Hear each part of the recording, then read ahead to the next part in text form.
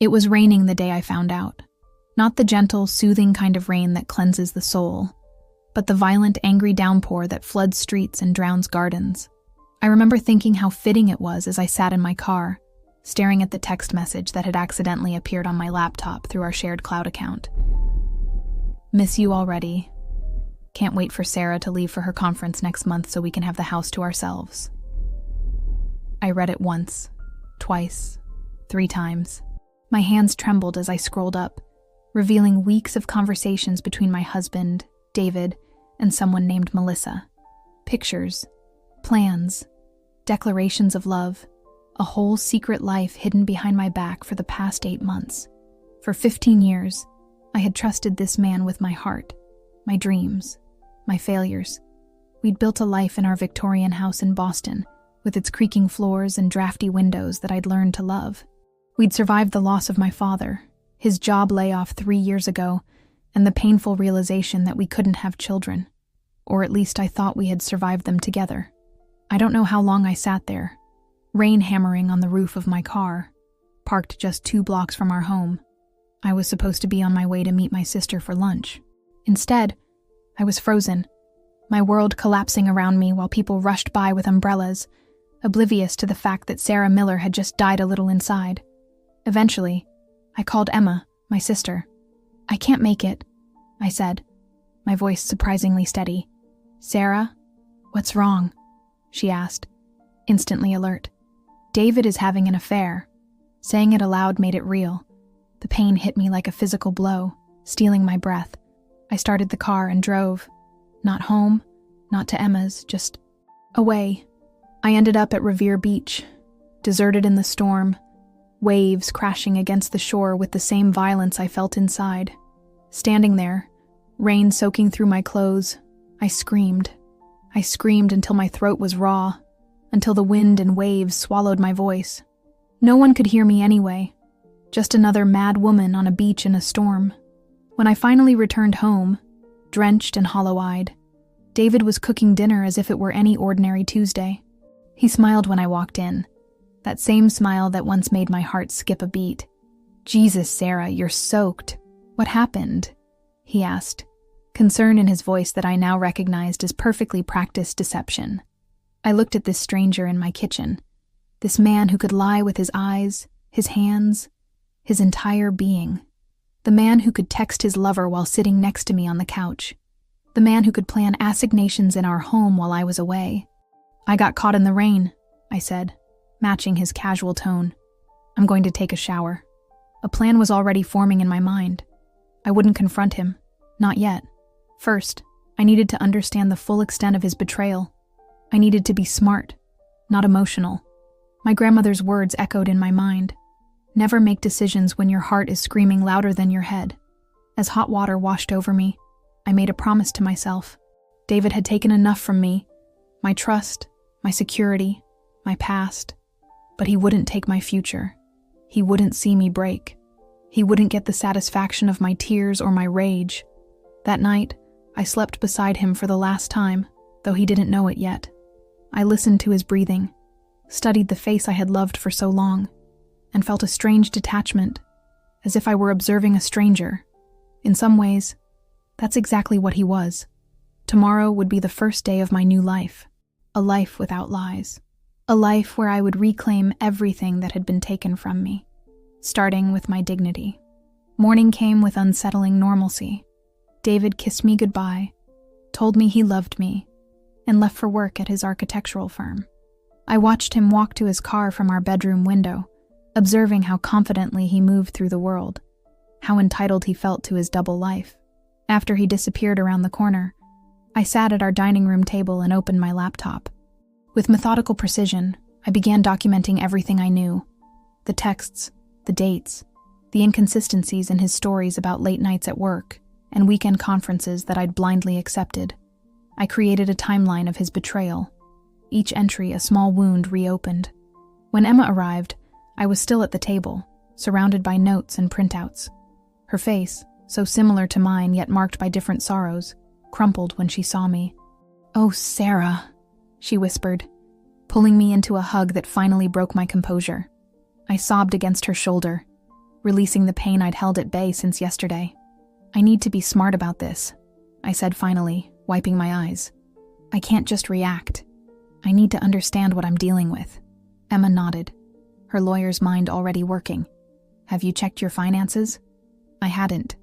Somehow, in the shock of discovering the affair, I hadn't considered that his betrayal might extend beyond the emotional. With Emma beside me, I logged into our accounts. What we found made my blood run cold. Over the past year, David had been systematically moving money from our joint savings into a private account. Small amounts at first, then larger transfers. Nearly $40,000 had disappeared. Money we'd saved for renovating our home. Money that represented countless overtime shifts I'd worked at the hospital as a nurse. "That bastard," Emma hissed, her protective instincts flaring. "He's been planning his exit." The realization struck me like a physical blow. This wasn't just an affair born of opportunity or weakness. This was calculated, premeditated. He wasn't just betraying our marriage. He was dismantling it piece by piece while I remained oblivious. I thought of the David I'd married, the struggling artist who'd later become an architect, the man I'd supported through graduate school, whose student loans I'd helped pay off, the man who'd held me through miscarriages and disappointments. Had that person ever existed? Or had I created him from wishful thinking and willful blindness? "I need to see her," I said suddenly, the words surprising even me. "Who? The woman?" Emma looked alarmed. "Sarah, that's not a good idea. I need to know who she is, what she knows about me, about us." I scrolled through the messages again, finding mentions of Melissa's workplace, a gallery in the South End where she was a curator. Emma tried to dissuade me, but I was already gathering my things. "I won't make a scene. I just need to see her face."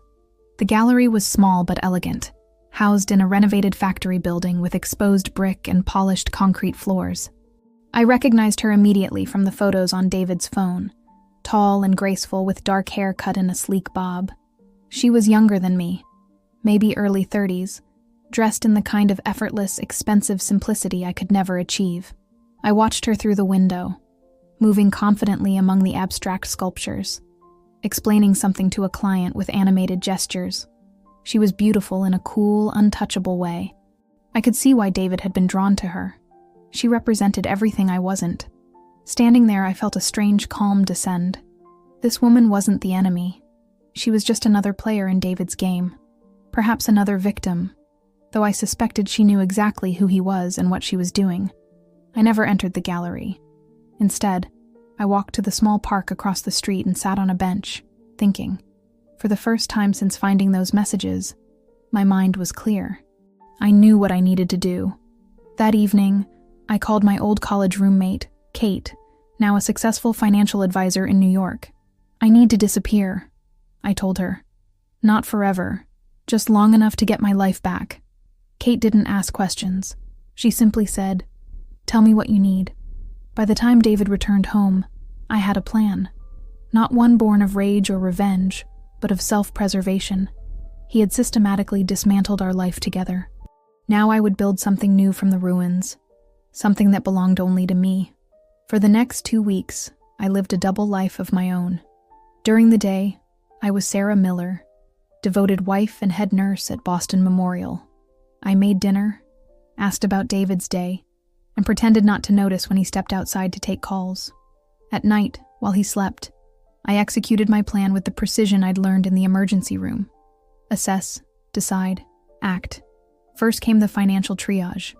With Kate's guidance, I opened accounts in my name only at a bank David had never used. I redirected my next paycheck there and began transferring small amounts from our joint accounts. Not enough to raise alarms, but enough to build a safety net. What David had taken from our savings, I couldn't recover immediately, but I documented everything for the divorce lawyer Emma had quietly recommended. Next came the evidence. I backed up all his messages, photographed financial records, and compiled a timeline of his absences that aligned suspiciously with hotel charges on our credit card. I didn't do this out of vindictiveness, but self-protection. David had always been charming, persuasive, the kind of man people instinctively believed. I needed irrefutable proof of his deception. The hardest part was maintaining the facade at home. Each "I love you" from his lips made me flinch internally. Each casual touch felt like a betrayal anew. Yet I smiled and nodded, played my role with a conviction that would have impressed even David's amateur theater group, where he'd likely met Melissa during last year's production of A Streetcar Named Desire. The irony wasn't lost on me. "You seem different lately," he remarked one evening as we washed dishes side by side. More distant. I passed him a plate to dry. "Just tired. The hospital's been short-staffed." He studied me with concern that might have been genuine. "Maybe you should take some time off. We could go to the Cape for a weekend." The Cape, where we'd honeymooned 15 years ago in a small cottage with faded blue shutters and a path that led directly to the beach. Where we'd talked about the children we'd have, the life we'd build. The memory felt like it belonged to someone else now. "Maybe," I said non-committally. "Let me check my schedule." The conference that would supposedly take me away, giving David and Melissa their house time, was approaching. I had indeed been scheduled to attend a nursing leadership symposium in Chicago, but I'd quietly canceled my registration while maintaining the pretense of going. It would be my opportunity to set everything in motion. The night before my departure, David was particularly attentive, cooking my favorite meal, opening a bottle of wine we'd been saving for a special occasion. His tenderness was almost unbearable. Had I not seen the evidence with my own eyes, I might have convinced myself I'd imagined the whole thing. "I'll miss you," he said, kissing me goodbye at the door the next morning, my suitcase in hand. 3 days will feel like forever." "It always does," I replied, and for the first time in weeks, I spoke a complete truth. The time apart had always felt long, for me, clearly not for him. Instead of heading to the airport, I drove to a small apartment Emma had helped me secure, paid for in cash for the next month. There, I changed into nondescript clothes, pulled my hair into a ponytail, and put on the oversized sunglasses that had become my uniform for surveillance. Then I waited, parked down the street from our house with a clear view of the driveway. David left for work at his usual time. 3 hours later, a silver Audi pulled up. Melissa's car, which I'd seen at the gallery. She entered our house using a key I hadn't known existed. Something inside me went very still. It wasn't just the confirmation of what I already knew. It was the casualness of it, the comfort with which she entered my space, my life. How many times had this happened before? How many times had she walked on the hardwood floors I'd refinished myself, sat on the furniture I'd chosen, slept in the bed where I'd once felt safe? I didn't confront them. That wasn't part of the plan. Instead, I drove to the bank and met with the manager I'd been corresponding with. By noon, I had transferred my portion of our assets to my new accounts, leaving David's untouched. By 1, I had met with the divorce attorney and filed initial paperwork. By 3, I had rented a storage unit and begun moving my personal belongings out of the house while they were both at work. I was no longer the woman who had screamed into the storm at Revere Beach. I had become something else entirely. Methodical, focused, unstoppable. The invisible woman, hiding in plain sight, dismantling the prison of her marriage one silent step at a time. By the time my conference was scheduled to end, my essential belongings had been moved to the storage unit or my temporary apartment. The photographs of our wedding day, our honeymoon, the happy memories that now felt like elaborate fictions, I left those untouched. They belonged to a life I no longer recognized. I returned home at the expected time, rolling my suitcase into our front hall and calling out David's name. The house smelled of his cologne and something else, an unfamiliar perfume that clung to the air like an accusation. They hadn't even bothered to open the windows. "In here," he called from his study. He was sitting at his desk, working on a design for the new community center his firm had been commissioned to build. The irony wasn't lost on me, creating spaces for others while destroying the one we had built together. "How was Chicago?" he asked, standing to kiss me. I allowed it, one last performance before the curtain fell. "Educational," I said, a half-truth. The past 3 days had indeed taught me more than any conference could. "How was your weekend? Quiet?" "Just caught up on work. Missed you." His lies came so effortlessly, wrapped in that warm smile that had once made me feel like the most important person in his world. We had dinner together, a surreal experience where we discussed non-existent conference panels and fabricated encounters with colleagues. I watched him across our dining table, this man I had slept beside for 15 years, and felt nothing but a hollow sort of pity. That night, I waited until his breathing slowed into the rhythm of deep sleep before slipping out of bed. I gathered the last of my essentials, the jewelry my grandmother had left me, important documents, my professional certifications.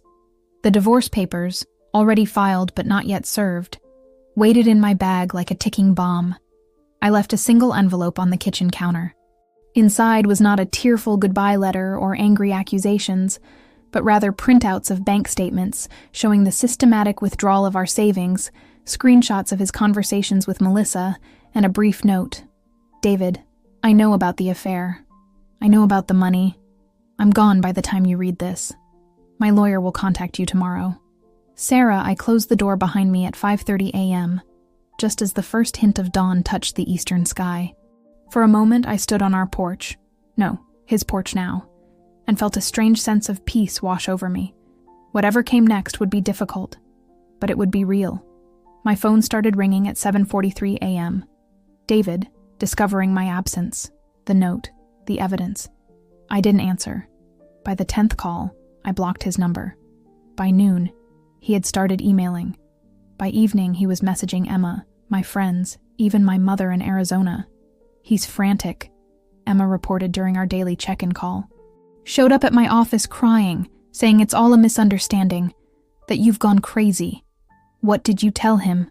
I asked, stirring honey into my tea in the small kitchenette of my temporary apartment. That I hope he has a good lawyer. My sister's loyalty had always been unwavering. The texts from mutual friends started next.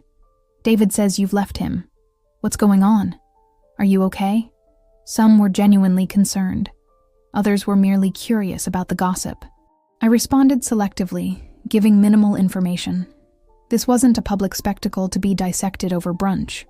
A week passed. The initial shock of my departure gave way to the practical realities of dismantling a shared life. David's lawyer contacted mine. Terms were discussed. The house would need to be sold, assets divided. My lawyer reported that David was being surprisingly amenable, perhaps aware that fighting would only expose his deception further. I hadn't cried since leaving, not when packing my belongings, not when filing the divorce papers, not even when changing my relationship status to separated in the hospital's HR system. The numbness was a mercy, allowing me to function with mechanical efficiency. Then came the day I drove past our house and saw a moving truck in the driveway. David was leaving too. Our neighbor, Mrs. Abernathy, was watching from her porch, doubtless cataloging every box and piece of furniture for neighborhood gossip. I didn't stop, but slowed just enough to glimpse David directing movers with a frantic energy I recognized from our early days together. When we'd first moved in, and he'd been so particular about where each piece should go. Something cracked inside me then, a hairline fracture in the protective shell I'd built. Not grief for what I'd lost, but grief for what I'd thought I had. A partnership, a future, a home in both the physical and metaphysical sense.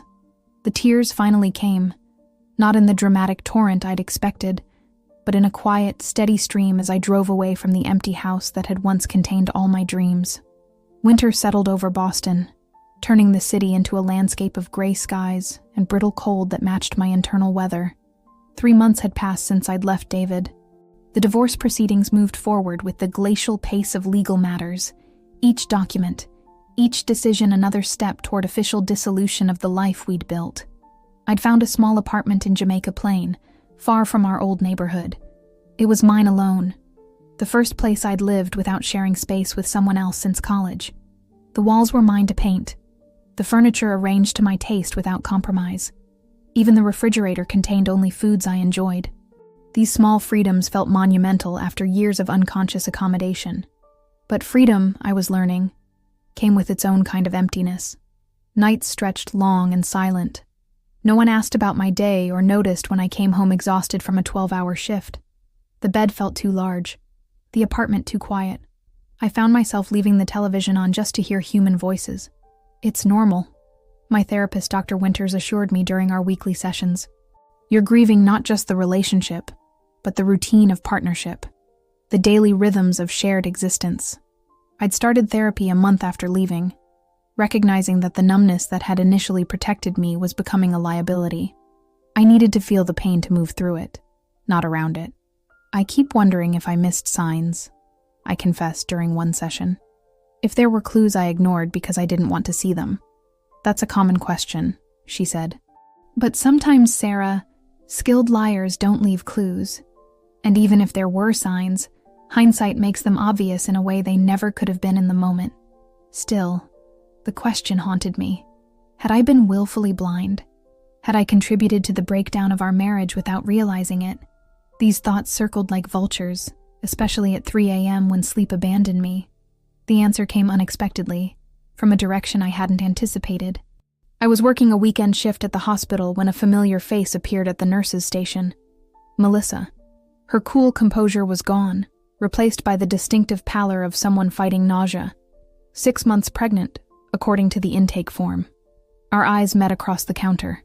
Recognition dawned in hers, followed quickly by something that looked like shame. I maintained professional detachment as I took her vitals and asked routine questions about her symptoms. Mild dehydration from morning sickness. Nothing serious. As I hung a bag of fluids for her IV, she finally spoke directly to me. "You're her, aren't you?" "David's wife." "Ex-wife," I corrected, focusing on adjusting the drip rate. "Soon, anyway." Silence stretched between us, filled with unasked questions and unspoken accusations. "I didn't know he was married at first," she said finally, her voice small. "By the time I found out, we were already—" She trailed off, one hand moving protectively to her swollen belly. I nodded, not trusting myself to speak. This child would have been conceived during our marriage. Another betrayal layered upon so many others. He told me you were separated, that you were cruel to him, that you'd abandoned the marriage emotionally years ago. She looked up at me, searching for confirmation or denial. A laugh escaped me before I could stop it. Not amused, but bitterly incredulous. "And you believed him?" "He's very convincing," she said softly. "Yes," I agreed. "He is." I finished setting up her IV in silence, then turned to leave. "Sarah," she called after me. I paused but didn't turn around. "He's doing it again. The lies, the unexplained absences, the money issues." Her voice cracked on the last words. I looked back at her then. This woman who had unwittingly given me the answer to my question. It hadn't been me. It had never been me. David was simply who he was. A man incapable of honesty, incapable of fidelity, perhaps incapable of genuine love altogether. "I'm sorry," I said, and meant it. Whatever anger I'd harbored toward her dissipated in the face of her vulnerability. She was another casualty of David's selfishness, and her road would be harder than mine with a child connecting her to him permanently. That night, I called Emma. "I saw Melissa today," I said without preamble. "She's pregnant, and David is already cheating on her too." Emma's explosive expletive made me smile despite everything. "Are you okay?" she asked once she'd exhausted her vocabulary of creative curses. I considered the question seriously. Was I okay? The pain was still there, a dull ache that flared occasionally into something sharper, but alongside it was something new, a clarity I hadn't felt in years. "I think I will be," I said finally. "For the first time, I really think I will be." That night, I slept deeply and dreamlessly, without the ghosts of what-ifs and if-onlys that had haunted me for months. David's betrayal hadn't been my failure, and recognizing that truth was the first real step toward healing. A year to the day after I found those text messages, I stood before a judge who officially declared my marriage dissolved. David hadn't contested anything in the final settlement, perhaps eager to be free of obligations as he prepared for fatherhood with Melissa, or perhaps with someone else entirely. I no longer kept track of his life. Outside the courthouse, spring sunshine warmed my face as I tilted it skyward. Emma squeezed my hand. "How does it feel?" she asked. "Lighter," I said, surprised by the truth of it. "Like putting down a heavy suitcase I've been carrying for years." We celebrated with champagne at a rooftop bar overlooking the harbor, toasting to endings and beginnings. Later, alone in my apartment, I changed the name on my mailbox from Miller back to Chen. Reclaiming my family name felt like reclaiming a part of myself that had been submerged during my marriage. The year had brought changes beyond just my name. I'd been promoted to nursing supervisor, a position that would have been impossible with the hours David had expected me to keep at home. I'd reconnected with friends who had drifted away during my marriage, discovering with surprise how many of them had found David charming, but exhausting. He always needed to be the center of attention, my college friend Layla confessed over dinner. We were relieved when you called. I'd even begun cautiously dating. Nothing serious, just coffee meetings and occasional dinners with men Emma vetted through her extensive network. Most were pleasant, but forgettable encounters. Until Michael. We met at a hospital fundraiser. He was a pediatric surgeon who'd recently transferred from Chicago. Tall, with a quiet confidence and kind eyes that crinkled when he smiled. He asked thoughtful questions and actually listened to the answers, a novelty that I found more attractive than I expected. Our first date was a disaster. The restaurant lost our reservation. It rained without either of us having an umbrella, and his pager went off just as dessert arrived, calling him back to the hospital for an emergency. Yet somehow, standing under the awning of the restaurant waiting for our respective Ubers, both of us soaking wet and laughing, I felt more myself than I had in years. "I'd like to try this again," he said, water dripping from his glasses, preferably somewhere with a roof that doesn't leak. Our second date went more smoothly, and the third. By the fourth, I found myself telling him about David, the words coming easier than I expected. Michael listened without interrupting, without offering platitudes or dismissing my pain. "Thank you for trusting me with that," he said simply when I finished. Then, after a moment, "My ex-wife left me for my best friend 6 years ago. I thought I'd never trust anyone again." The shared vulnerability created a bridge between us that felt both terrifying and necessary. We moved slowly, both wary of past ghosts. When he first spent the night at my apartment, I woke in a panic at 3 a.m., certain I had made a terrible mistake. He found me in the kitchen, breathing into my cupped hands. "We can slow down," he offered, keeping a careful distance. "Or stop entirely. Whatever you need." What I needed, I realized, was to believe that not every man was David, that trust, once broken, could be rebuilt with the right person, that I deserved a love that wasn't conditional or convenient. 6 months into our relationship, Emma invited us both to dinner. "I like him," she declared when she cornered me in the kitchen. "He looks at you like you're the most interesting person in the room." "He's different," I admitted, "but sometimes I still get scared, like I'm waiting for the other shoe to drop." "That may never go away completely," she said, "but it will get quieter. And one day you'll realize you haven't thought about David in weeks." She was right. The healing wasn't linear. There were still days when memories ambushed me, when insecurity whispered that I wasn't enough, when trust felt like a mountain too steep to climb. But those days grew fewer and farther between. On a crisp fall evening, a year and a half after my divorce, Michael and I walked along the Charles River, watching boats and talking about nothing in particular. He stopped suddenly, turning to face me. "I need to tell you something," he said, his expression serious. My heart stuttered, old fears rising. "I've been offered a position at Johns Hopkins. It's a tremendous opportunity, leading their pediatric cardiac surgery department." "That's wonderful," I said, genuinely happy for him despite the pang of anticipated loss. Baltimore wasn't so far, but long-distance relationships rarely survived. "I haven't accepted yet," he continued, "because the most important thing in my life isn't my career anymore. It's you, Sarah Chen." He didn't propose that day. We both agreed we weren't ready for that step. But we did begin discussing a future together, one where my career was as important as his, where trust was built day by day through actions rather than words, where love was a choice we made each morning. 3 years after the rainy day that shattered my world, I stood again on Revere Beach. This time, the sun shone brilliantly on calm waters.